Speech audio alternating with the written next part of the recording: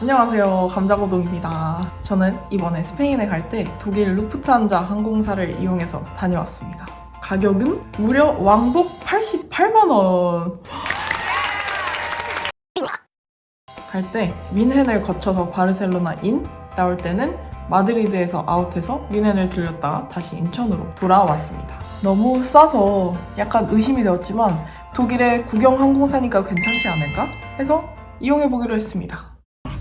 Unsere Schätzung ist so 20 bis 25 Minuten werden die Anscheinzeichen anbleiben. We will soon be ready for takeoff. Elektronische Geräte dürfen während des Rollens sowie während Start und Landung nicht mit dem Stromnetz verbunden sein. 제가 아주 작지는 않은데요. 다리를 꼬고도 꽤나 남을 만큼 공간이 넉넉했습니다. 운 좋게 둘이서 세 자리를 쓰는 노코노미에 당첨되어 더 편하게 느낀 걸 수도 있겠네요. 하하. 순조로운 이륙 후 금세 음료가 나왔습니다. 밥은 이런데요. 뚜껑 열면 근데 중요한 건 그게 아니라 이 고추장과 김치가 나왔다는 점. 이게 고추장이랑 김치가 아시아나 항공이나 대한항공에서 나왔다. 그럼 뭐 약간 당연한 걸 수도 있잖아요. 근데 이게 루프트한자 항공에서 외항사에서 김치랑 고추장이 계속 깔려서 나온다. 이거는 좀 감동이거든요. 우리나라 이 정도가 싶은 그런 갈 때는 바로 직전까지 한식을 먹다 가서 그렇게 소중한지 몰랐어요. 돌아올 때는 고추장이랑 김치가 나오니까 너무 반갑더라고요. 그래서 거의 눈이 뒤집혀가지고 와우 김치다 하면서 먹었네요. 인천 출발 또는 인천 도착 항공편에 있는 한국인 승객들을 배려해준 건가? 그런 생각이 들더라고요. 진짜 이게 외항사에서 김치 나오는 게 흔한 일은 아니거든요. 중동 항공사 타면은 보통 샐러드나 막 쿠스쿠스 그런 거 공동 운항으로 에어프랑스도 타봤었는데 그때는 진짜 계속 빵 만져가지고 나중에 배고픈데 진짜 빵 먹기 싫고 배는 계속 고프고 약간 행글이가 막 올라오더라고요. hungry and angry. 밥도 먹었겠다. 영화나 한 편 때리고 자려고 했습니다. 그런데 영화 개수가 아주 없지는 않고 비행기 안에 엔터테인먼트가 꽤나 있는데 진짜 이상하게 볼 게 없는 거예요. 약간 명절 때 케이블 TV 돌리다 보면은 분명히 모든 채널에서 다 재밌는 걸 하고 있는데 볼 게 없다고 느껴질 때가 있잖아요. 근데 저만 그런 생각을 한 게 아니었습니다. 사람들이 비행 중간인데도 그 카메라만 보고 있는 거예요. 재미도 없는 거를.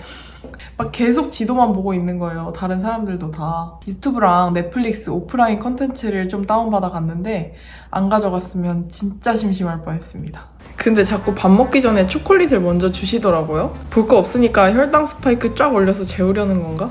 근데 이 로고 그려져 있는 초콜릿은 꼭 드셔보세요. 진짜 맛있었어요. 경유지에서 2시간 반 있었는데 다행히 비행 딜레이가 없어서 시간이 부족하진 않았습니다. 입국 심사하고 좀 쉬다가 들어갔는데 개인적으로는 오히려 타이트하게 경유하는 게 덜 힘든 것 같습니다.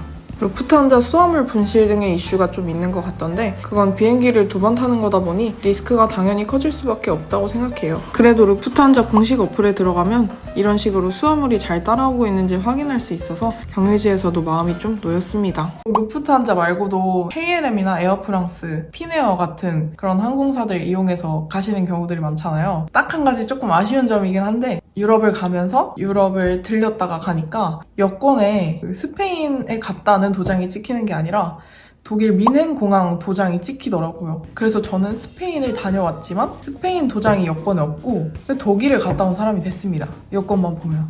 그 이유는 우리가 여행으로 가는 유럽 국가들이宣言 조약에 가입되어 있기 때문인데요. 이 나라들끼리는 입국 심사를 하지 않습니다. 그래서 입국 심사를 경유지에서 딱 한 번만 받는 거죠. 그거를 좀 알고 계셔야 합니다. 생각보다 해외를 경유하는 일이 그렇게 즐겁지 않을 수도 있어요. 비행기를 일단 2번이나 탔다 내렸다 이걸 반복하기도 해야 되고 공항에서 경유하면서 은근히 지치기도 하고 그리고 아무래도 당연히 비행시간이 바로 직항으로 가는 것보다는 길어지기도 하고 저렴한 옵션이기는 하지만 그만큼 조금 더 힘들기는 합니다. 돈이 없고 시간이 많을 때 가야 하는 그런 선택지이긴 하죠.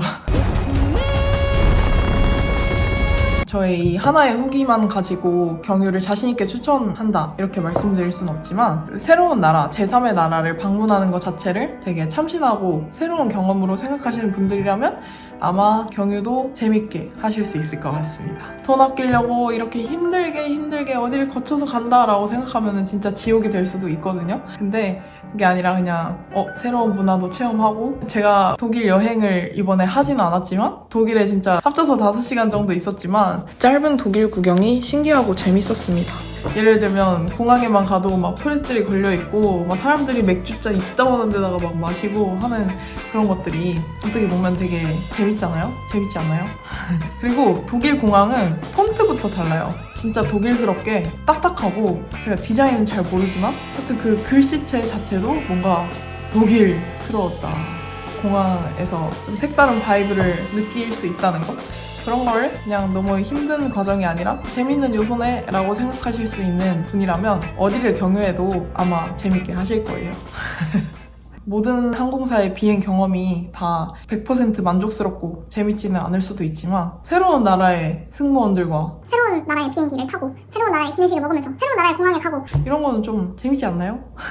그래서 꼭 이런 경유 옵션을 선택하실 때는 이걸 즐겁게 할 수 있는 분인지, 또는 같이 가시는 분도 즐거운 마음으로 경유를 할 수 있는 분인지를 생각해서 하면 어느 항공사로 경유를 하든 좀 즐거운 경험이 될 수 있지 않을까 생각을 합니다. 솔직히 이번에 엄마랑 가는 여행이라 경유를 할까 말까 진짜 고민을 많이 했습니다. 왜냐하면 나이 들수록 경유가 좀 더 힘듭니다. 저야 지금 남는 게 체력이니까 탔다 내렸다 하고 그냥 눈만 붙이면 막 자고 그냥 이런 거 너무 아무렇지 않지만 어머니들은 조금 힘들 수 있거든요.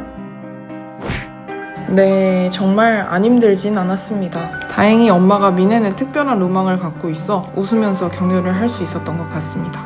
전혜린이 사랑한 도시 미넨, 엄마가 그 사춘기 시절에 좋아했던 전혜린의 도시 미넨에 도착! 이 자리를 빌어 흔쾌히 독일 경유 오케이를 해준 50대 엄마에게 감사를